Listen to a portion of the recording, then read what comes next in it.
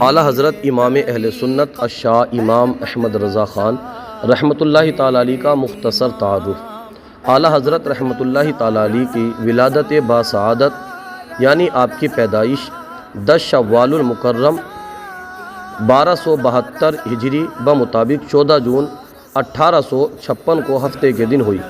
اعلیٰ حضرت رحمۃ اللہ تعالیٰ علیہ نے تقریباً 4 سال کی عمر میں ناظرہ قرآن پاک مکمل کر لیا اور اسی عمر میں آپ نے خالص عربی زبان میں گفتگو فرمائی۔ اعلیٰ حضرت رحمۃ اللہ تعالیٰ علیہ نے تقریباً 6 سال کی عمر میں پہلا بیان فرمایا۔ اعلیٰ حضرت رحمۃ اللہ تعالیٰ علیہ نے 13 سال 10 ماہ اور 4 دن کی عمر میں علوم درسیہ سے فراغت پائی، دستار فضیلت ہوئی اور اسی دن فتویٰ لکھنے کا باقاعدہ آغاز فرمایا، درس و تدریس کا بھی آغاز فرمایا۔ اعلیٰ حضرت رحمۃ اللہ تعالیٰ علیہ کی تقریباً 19 سال کی عمر میں سنت نکاح ادا ہوئی اور ازدواجی زندگی کی ابتدا ہوئی۔ اعلیٰ حضرت رحمۃ اللہ تعالیٰ علیہ کو تقریباً 23 سال کی عمر میں پہلی بار اور تقریباً 51 سال کی عمر میں دوسری بار زیارت حرمین شریفین کا شرف حاصل ہوا۔